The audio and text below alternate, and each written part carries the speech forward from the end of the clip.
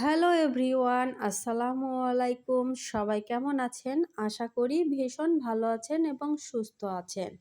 আজকে আবারও চলে এসেছি দুপুরের সকল কার্যক্রমের ভিডিও নিয়ে। ভালো লাগলে অবশ্যই একটি শেয়ার করে দিবেন।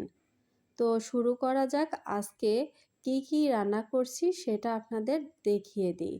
আর আজকে অরিজিনাল সাউন্ড দিয়েই ভিডিওগুলো করছি। তো এভরিওয়ান, দেখতেই পাচ্ছেন প্রথমেই আমি মাছগুলো লাল লাল করে ভেজে নিচ্ছি।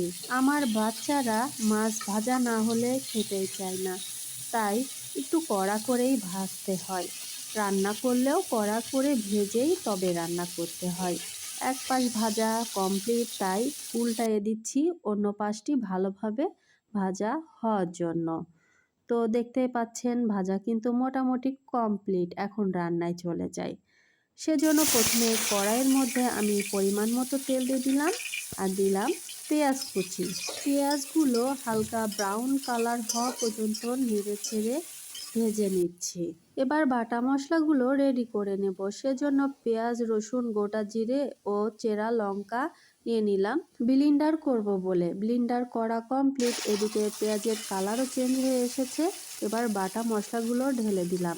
এবার কিছু সময় আমরা নাড়াচাড়া করে এটি কষিয়ে নিচ্ছি। এরপর স্বাদ মতো নুন দিয়ে দিলাম আর দিয়ে দিলাম গুঁড়া লঙ্কা। এরপর দিয়ে দিচ্ছি হলুদ গুঁড়া।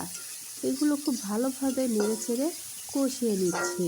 যে কোনো ভুনা খাবার রান্না করতে গেলে কষানোর মধ্যেই টেস্টটা লুকিয়ে থাকে, তাই কষানোটা খুব ভালোভাবে করতে হয়। কষানো শেষ। এখন আমরা সামান্য একটু পানি অ্যাড করে দিলাম। নাড়াচাড়া করতে করতে পানিটিও শুকিয়ে এসেছে। এই অবস্থায় ভেজে রাখা বাটা মাছগুলো দিয়ে দিচ্ছি। এবার এগুলো একটু নাড়াচাড়া করে মশলাটা গায়ে মেখে নিচ্ছি। এরপর পরিমাণ মতো পানি দিয়ে নিলাম, যেটি ঝোলের জন্য রাখবো। যার যেরকম পছন্দ সে সেই পরিমাণ পানি দিয়ে ঝোলটা তৈরি করতে পারেন। তো গাইস, আমার রান্না কিন্তু সম্পূর্ণভাবে কমপ্লিট, তাই আজকের মতো এখানেই শেষ করছি। সবাই ভালো থাকবেন, সুস্থ থাকবেন। আল্লাহ হাফেজ।